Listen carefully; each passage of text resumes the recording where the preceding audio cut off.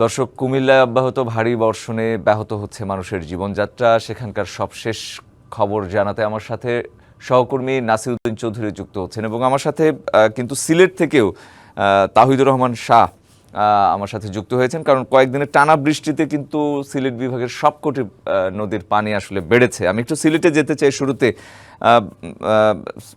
তাওহিদ, সবকটি নদীর পানি বৃদ্ধি পাচ্ছে, এই অবস্থায় প্রশাসন কি করছে এবং সামনে বা আজ বা কাল কোন দিকে যেতে পারে পরিস্থিতি, সে ব্যাপারে কিছু জানতে পেরেছেন কিনা? বলছিলেন টানা বৃষ্টিপাত এবং ভারতের উজানের পাহাড়ির যে ঢল, সেই ঢলের কারণে এবং উজানের যে ব্যাপক বৃষ্টিপাত, সেটারই কারণে সিলেটে নদ নদীগুলোর পানি বাড়ছে এবং উজানে যে বৃষ্টিপাত সেটি আসলে সিলেট থেকে আসলে কয়েক গুণ বেশি বৃষ্টিপাত হয় এবং ফলে উজানের বৃষ্টিগুলো এই সুরমা নদী, কুশিয়ারা নদী হয়েই কিন্তু কিশোরগঞ্জের দিকে চলে যায়, সুনামগঞ্জ হয়ে। আপনাকে যদি একটু জানিয়ে রাখি, ভারতের যে মেঘালয়ের যে ব্যাপক বৃষ্টিপাত, সেটির পানি যেমন সুরমা নদীটি অন্যতম একটি বাইপাস হয়ে, তো আবহাওয়া সংশ্লিষ্ট এবং পানি উন্নয়ন বোর্ড যেটি বলছেন যে এই পানিটা যদি দ্রুত চলে যাওয়ার কথা, কারণ বর্তমানে যে বৃষ্টিপাত হচ্ছে সেটির কারণে এটি সুনামগঞ্জের হাওরের দিকে যাবে এবং খুব দ্রুত সেটি নেমে যাবে, অর্থাৎ দীর্ঘস্থায়ী যে বন্যা সেটি হওয়ার শঙ্কা নেই। যদিও এই 2-3 দিন ভারী থেকে অতি ভারী বৃষ্টির যে পূর্বাভাস, সেটির কারণেই মূলত এই আকস্মিক বন্যা পরিস্থিতির একটি শঙ্কা তৈরি হয়েছে। আর আরেকটি বিষয় আপনাকে জানিয়ে রাখি, গেল 24 ঘন্টায় কিন্তু 13.2 মিলিমিটার বৃষ্টিপাত রেকর্ড করেছে আবহাওয়া অধিদপ্তর এবং এর আগের যে 24 ঘন্টা সেখানে 112.2 মিলিমিটার বৃষ্টিপাত ছিল। সেক্ষেত্রে আসলে গত 24 ঘন্টায় বৃষ্টিপাত সিলেটে অনেক কমে গিয়েছে। আপনি যেমনটি বলছিলেন প্রশাসনের তৎপরতার কথা, আমরা খোঁজ নিয়েছি। আমরা যেটা জানতে পেরেছি যে জেলা প্রশাসন বলছে যে 537টি আশ্রয় কেন্দ্র প্রস্তুত রেখেছে এবং ঝুঁকিপূর্ণ হিসেবে চিহ্নিত 160টি টিলা এলাকার বাসিন্দাদের সতর্ক করা হচ্ছে, যেহেতু টিলা ধসের একটি কারণ হতে পারে বৃষ্টি, এবং প্রয়োজন হলে তাদেরকে নিরাপদ স্থানে সরিয়ে নেওয়ারও প্রস্তুতি নেওয়া হয়েছে। তো বর্তমানের এই যে পানির বৃদ্ধির যে সংখ্যা, সেটি দীর্ঘস্থায়ী বন্যায় রূপ নিবে না, যেহেতু এই বৃষ্টিপাত আসলে কমে যাবে, এমনটাই বলছেন আবহাওয়া অধিদপ্তর এবং স্থানীয়রা। তো সব মিলিয়ে সিলেটের সব নদ নদীগুলো পানি বাড়লেও আসলে সেটি বিপদসীমা ছুঁই হবে কি না, কিংবা বিপদসীমা অতিক্রম করবে না, সেটি দেখা যাবে আসলে পরিস্থিতিতে। তো সব মিলিয়ে ছিল আমার কাছে সিলেটের নদ নদীর পানি বৃদ্ধি এবং প্রশাসনের তৎপরতার সবশেষ খবর। শুভ্র। তাওহিদ, আপনাকে ধন্যবাদ। আমি একটু নাসিরের কাছে যেতে চাই। নাসির, আমরা সিলেট থেকে শুনছিলাম এবং গোমতী নদী, সেই ব্যাপারে শুরুতে একটু যদি শুনি যে গোমতী নদীর পানি বিপদসীমার অতিক্রম করেছে কিনা, অর্থাৎ কোন অবস্থায় আছে, এবং ফসলি জমির যেই বিষয়গুলো সেগুলো কেমন দেখছেন? ফসলি জমি তলিয়ে যাচ্ছে কিনা, সেখানে পানি উঠেছে কিনা, এবং জনজীবনের কি অবস্থা সীমান্তবর্তী এলাকায়? কুমিল্লায় গত কয়েকদিনের ভারী বর্ষণে অনেক এলাকায় পানি জমেছে, তবে কোথাও কোনো জলাবদ্ধতার তেমন সৃষ্টি হয়নি। তবে কুমিল্লায় আমরা কুমিল্লা গোমতী নদী, যে সেই গোমতী নদীর পানি প্রবাহ বৃদ্ধি পেয়েছে। আবহাওয়া অফিস এবং পানি উন্নয়ন বোর্ডের সাথে আমরা কথা বলেছি। পানি উন্নয়ন বোর্ড যেটি আমাদেরকে জানিয়েছেন, আজকে সকাল 6টায় তারা 240 সেন্টিমিটার গুমতির পানি প্রবাহ বিপদসীমার নিচে অতিক্রম করছে বলে আমাদেরকে জানিয়েছেন। তবে গুমতির এই পানি প্রবাহ অব্যাহত আছে, তবে এইতে কোথাও কোনো ঝুঁকি নেই বলে জানিয়েছেন পানি উন্নয়ন বোর্ড। তবে ভারতের ত্রিপুরায় যদি ভারী বৃষ্টি হয় তাহলে অনেকটা ঝুঁকির মধ্যে পড়বে গুমতি এলাকার মানুষ। তবে গুমতির পানি বৃদ্ধি পাওয়ায় গুমতির চরের যেই গ্রীষ্মকালীন শাক সবজি আছে সেগুলো ক্ষয়ক্ষতি হয়েছে এবং সেগুলো কৃষকেরা অনেকটা অপরিপক্ক পানির মধ্যে যেটুকু পাচ্ছে তারা তুলে নিয়ে বাজারে বিক্রি করছে। এদিকে গুমতির চরে যে বাড়িঘর আছে সেই বাড়িঘরও অনেকটা তলিয়ে গেছে। অর্থাৎ গুমতির তেমন ঝুঁকিপূর্ণ অবস্থান না থাকলেও গুমতির চরের যে গ্রীষ্মকালীন শাকসবজি এবং বাড়িঘরে ক্ষয়ক্ষতি হয়েছে। এদিকে জেলায় 2-1 দিনের মধ্যে ভারী বৃষ্টিপাতের কমে আসবে বলে আমাদেরকে আবহাওয়া অফিস জানিয়েছে। তো রঞ্জন, এই ছিল কুমিল্লা থেকে আমার কাছে আবহাওয়া পরিস্থিতির এই মুহূর্তের খবর।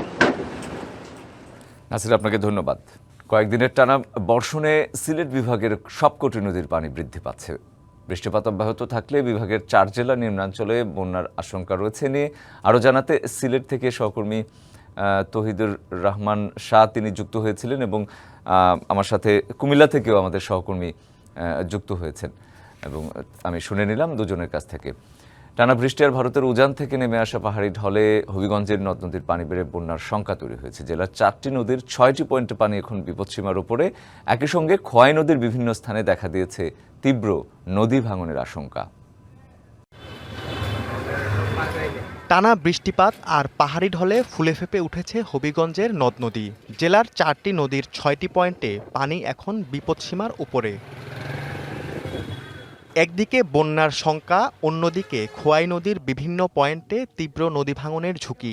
সবচেয়ে উদ্বেগজনক পরিস্থিতি হবিগঞ্জ সদর উপজেলার তেঘরিয়া ইউনিয়নের ব্রিজ সংলগ্ন এলাকায়। ভাঙন ঠেকাতে বাঁশ ও বালু ভর্তি বস্তা দিয়ে অস্থায়ী প্রতিরক্ষা বাঁধ দিচ্ছেন স্থানীয়রা। আমরা খুব বিপদ, এদিকে যদি বাস ছুটে স্যার তা হইলে অন্তত পক্ষ রাত্রে ছুটলে হাজার হাজার লোক মারা যেত। পানির বাড়াতে আমরা কেটা বান বুইরা আর জু একটু বাড়ে তাইলে বুইরা বান বুইরা ছুটবো, আমরা আতঙ্কে আছি। তাদের অভিযোগ, সময় মতো কার্যকর ব্যবস্থা নেওয়া হলে পরিস্থিতি এতটা ঝুঁকিপূর্ণ হতো না। নদীর পানি যতগুলা বাড়ছে ওখানে ডুবে ডুবে অনেক যে আপনার আমরা কার্পেট দিয়া গ্রামবাসী কার্পেট দিয়া তো আপাতত রক্ষা হয়েছে। পানি উন্নয়ন বোর্ড বলছে সার্বক্ষণিক পর্যবেক্ষণে আছে পরিস্থিতি। ভাঙনপ্রবণ এলাকায় ফেলা হয়েছে জিও ব্যাগ ও ক্লাস্টার ব্লক। খোয়াই নদী হবিগঞ্জ জেলার চুনারঘাটের বাল্লা নামক স্থান দিয়ে প্রবেশ করেছে।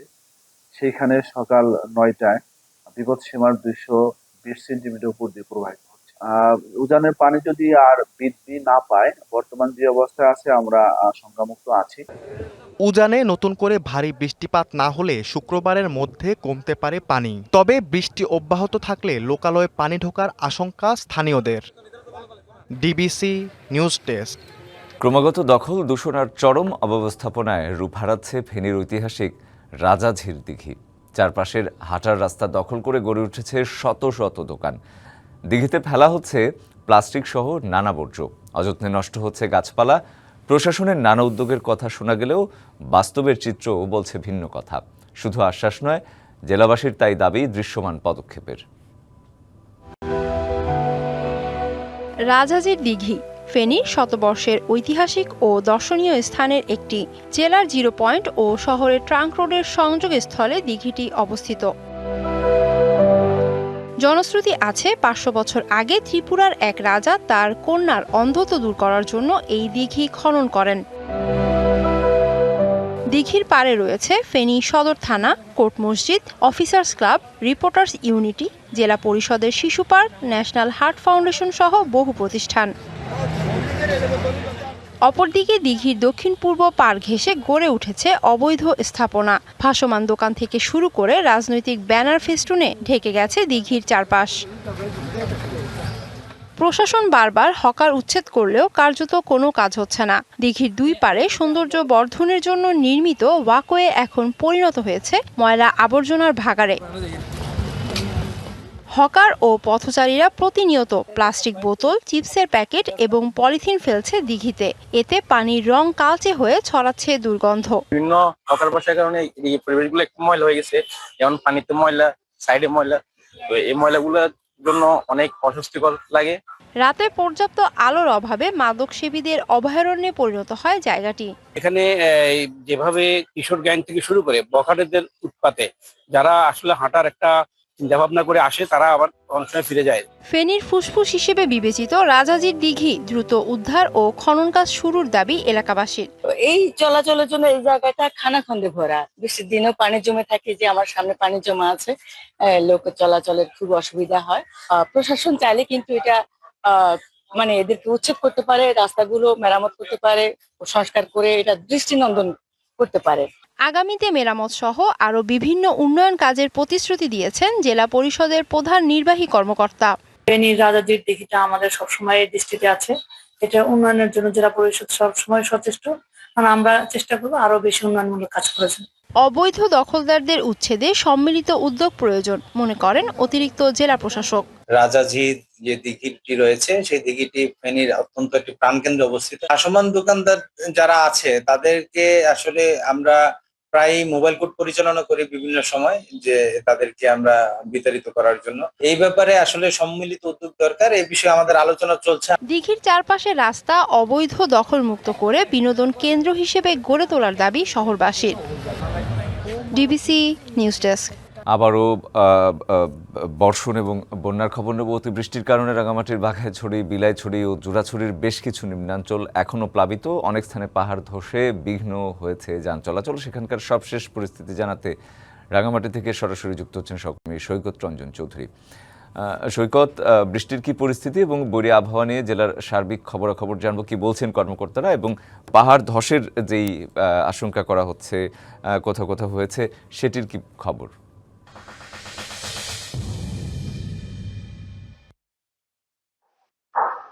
রঞ্জন, অতি বৃষ্টির ফলে যে এখানকার যে বিভিন্ন উপজেলার বাগাইছড়ি, বিলাইছড়ি এবং জুরাছড়ি উপজেলার বেশ কিছু নিম্নাঞ্চল প্লাবিত হয়েছে এবং একই সাথে সাজেক বা খাগড়াছড়ি যে সড়ক, সেই সড়কেও পানি তলিয়ে গেছে, যার কারণে মূলত এখানকার যে নিম্নাঞ্চল সেগুলো প্লাবিত এবং সাজেকের সাথে যে রাঙামাটির যে সড়ক যোগাযোগ বা খাগড়াছড়ির যে সড়ক যোগাযোগ সেটি বন্ধ রয়েছে।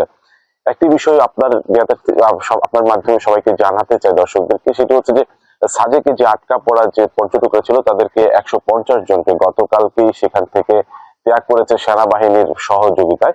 আজকে সকাল 8টায় বাদবাকি যারা ছিল তাদের সকলকেই সেনাবাহিনী স্কোর দিয়ে তাদেরকে সাজেক থেকে খাগড়াছড়ি নিয়ে যাওয়া হচ্ছে এবং এখানে যে নিয়ে যাওয়া হচ্ছে সেটি হচ্ছে যে পথের মধ্যে বেশ কয়েকটি জায়গায় তাদেরকে পানিতে বা নৌকাতে করে পার হয়ে কিন্তু তাদেরকে এই খাগড়াছড়িতে আসতে হবে। তো আজকে যে আমরা কিছুক্ষণ আগে সাজেকের কটেজ মালিক সমিতির সাথে কথা বলেছি, তারা যেটি জানিয়েছে যে আজকে যে পর্যটকদেরকে সেনাবাহিনী নিয়ে আসছে সেখান থেকে এরপরে আর কোনো পর্যটক সাজেকে থাকবে না, তেমনটি তারা জানিয়েছেন। আরেকটি বিষয় হচ্ছে যে এই অতি ভারী বর্ষণের ফলে এখনো পর্যন্ত পাহাড় ধসের যে সংখ্যা সেটি রয়ে গেছে। রাঙামাটি এবং চট্টগ্রাম সড়কের বেশ কিছু জায়গায় পাহাড় ধস হয়েছিল এবং সেখানে যান চলাচল বিঘ্নিত ঘটেছে। কাপ্তাইয়ের উপজেলাতেও বিঘ্নিত ঘটেছে। তো যদিও বা সেগুলো স্থানীয় প্রশাসন বা সড়ক ও জনপথ বিভাগ সেটি খুব দ্রুততম সময়ে মাটি অপসারণ করে সেটি সড়ক যোগাযোগ ব্যবস্থা আবারও সচল করেছে। এখনো পর্যন্ত যেহেতু অতি ভারী বর্ষণ হচ্ছে সেহেতু পাহাড় ধসের যে সংখ্যা সেটি এখনো রয়ে গেছে। যদিও বা আগের দিনের তুলনায় বৃষ্টিপাত কিছুটা কমে এসছে যেহেতু গতকালকে 130 মিলিমিটার বৃষ্টিপাত রেকর্ড হলেও সকাল 6টা থেকে আজকে সকাল 6টা পর্যন্ত 93 মিলিমিটার বৃষ্টিপাত রেকর্ড হয়েছে। সেই হিসেবে বৃষ্টিপাতের পরিমাণ সেটি কমে এসছে। যদিও বা এই বৃষ্টিপাতের পরিমাণ কমে আসলেও যেহেতু টানা বর্ষণ হচ্ছে সেহেতু পাহাড় ধসের যে সংখ্যা সেটি রয়ে গেছে এবং জেলা প্রশাসন যে 204টি আশ্রয় কেন্দ্র খোলা হয়েছে সেই আশ্রয় কেন্দ্র আশ্রয় প্রত্যাশীদের সংখ্যা দিন দিন বাড়ছে।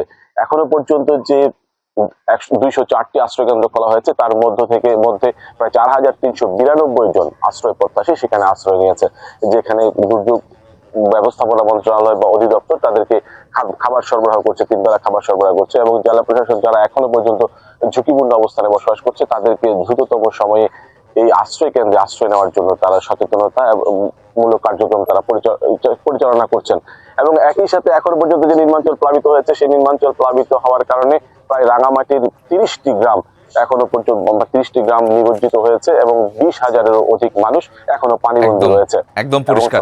সৈকত, আপনাকে ধন্যবাদ। নিশ্চয়ই আপনার কাছ থেকে আরো শুনবো পরবর্তীতে। প্রশাসনিক কারণে বদলির আদেশ জারির 3 মাস পরও শরীয়তপুরের নড়িয়া থানায় বহাল তবিয়তেই আছেন ভারপ্রাপ্ত কর্মকর্তা বাহার মিয়া।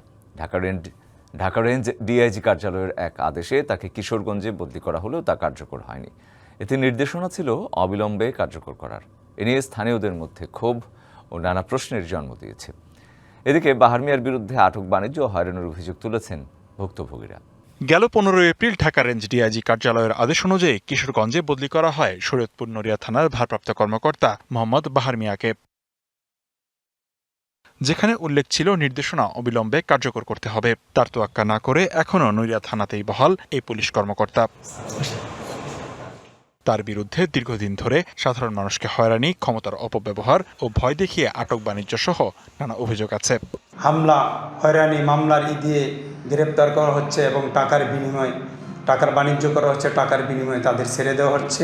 নির্দোষ লোকজনেরকে ধরে এনে নানান তালবাহানা করে অর্থ আদায় করে, আর মন মতন অর্থ না হলে তাদেরকে বিভিন্ন মামলায় হ্যারাসমেন্ট করে জেলখানায় প্রেরণ করে। ঊর্ধ্বতন কর্তৃপক্ষের আদেশ অমান্য ও স্থানীয়দের অভিযোগের বিষয়ে ক্যামেরার সামনে কথা বলতে রাজি হননি পাহাড় মিয়া। তবে তিনি জানান মৌখিকভাবে তার বদলির আদেশ স্থগিত করা হয়েছে। আমার তো বদলির হয়েছিল, অর্ডার হয়েছিল, পরে আমাদের যেখান থেকে বদলি অর্ডার হয়েছিল সেখান থেকে আমাদের জানানো হয়েছে যে এটা ক্যান্সেল হয়েছে। হ্যাঁ, এটা মৌখিকভাবে বলছে। আদেশ জারির 3 মাস পরও কেন বদলি কার্যকর হলো না কিংবা ওসির দাবি অনুযায়ী সত্যি কোনো স্থগিতাদেশ আছে কিনা সে বিষয়ে জেলা পুলিশের কোনো কর্মকর্তা আনুষ্ঠানিকভাবে গণমাধ্যমের সামনে মুখ খোলেননি। ওই বদলির অর্ডারে ডিআইজি স্যারের স্বাক্ষর রয়েছে। যে জায়গায় বদলি করছিল ডিআইজির জুরিডিকশনের মধ্যে, ঢাকা রেঞ্জ তো, এখন ডিআইজি স্যারই ভালো বলতে পারবে এটাও ব্যাখ্যা। এত অভিযোগ থাকা বাহার মিয়ার বদলির বিষয়টি দ্রুত পরিষ্কার করার দাবি স্থানীয়দের। DBC news desk. আর্থিক বরাদ্দ মন্দিরের উন্নয়নে কিন্তু সেই টাকা গেল রাজনীতিকের পকেটে, এমনই অভিযোগ নরসিংদী জেলা বিএনপির মানবাধিকার বিষয়ক সম্পাদক দীপক কুমার বর্মন প্রিন্সের বিরুদ্ধে। বিষয়টি আলোচনায় আসার পর থেকে নিন্দার ঝড় জেলা জুড়ে। তবে অভিযোগ অস্বীকার করে বিষয়টি ষড়যন্ত্র বলেই দাবি তার।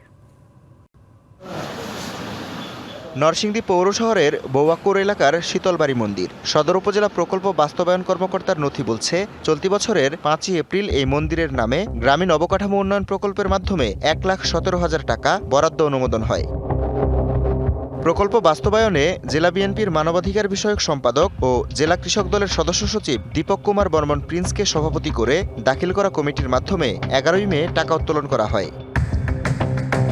খোঁজ নিয়ে জানা গেছে, এই নেতা মন্দির উন্নয়নের বরাদ্দের পুরো অর্থই আত্মসাৎ করেছেন। নিজের হাতের লেখায় বানানো প্রকল্প বাস্তবায়ন কমিটিতে আত্মীয় স্বজন সহ সবার নাম ও সই জালিয়াতিও করেন তিনি। এ ঘটনায় হতবাক মন্দির কমিটি সহ সনাতন ধর্মাবলম্বীরা। এই এলাকার ছেলে প্রিন্স, তার মাধ্যমে আমরা একটা দরখাস্ত জমা দিয়েছি। এই 4 মন্দির একটা ইয়ে হচ্ছে যে শীতলা মন্দিরের টাকা কারা কে সিগনেচার করে তুলে নিয়ে আসে, আমরা পাই নাই। যদি আইন ন থাকে আমরা কোনো এটা আমি কিছু জানি না। মন্দিরের উন্নয়ন কাজের জন্য আমরা টাকা এখনো পাই নাই। এই টাকাটা আমরা পাইলে মন্দিরে কিছু উন্নত কাজ করার জন্য আমরা অ্যাপ্লিকেশন করেছি। জানতে চাইলে অভিযুক্ত দাবি করেন বিষয়টি তার বিরুদ্ধে ষড়যন্ত্র। উন্নয়ন কাজ কিভাবে করবে না করবে এই সমন্বয়হীনতার জন্য কালক্ষেপণ হয়। তারা আমাকে বলে যে আমরা সিদ্ধান্ত নিয়ে আপনাকে জানাবো, এই পরিপ্রেক্ষিতে টাকাটা আমার কাছে গচ্ছিত থাকে। যেহেতু আমি বিএনপি করি, বিএনপি এবং সরকারকে বিতর্কিত করার জন্য একটি অভিযোগ দায়ের করে, যেই অভিযোগ সম্বন্ধে অভিযুক্তকারী নিজেই অবগত না। তদন্ত করে সাংগঠনিক ব্যবস্থা নেয়ার কথা জানান দলের সিনিয়র নেতারা। অবশ্যই এটা নিন্দনীয় কাজ। এই ধরনের কাজ যদি করে থাকে উনি তদন্তের মাধ্যমে যদি বেরিয়ে আসে তাহলে অবশ্যই অ্যাকশন নেবে। এছাড়া ওএমএস ডিলার পাইয়ে দেওয়ার নামে অর্থ আত্মসাতের অভিযোগ আছে দীপক কুমার বর্মন প্রিন্সের বিরুদ্ধে। DBC news desk.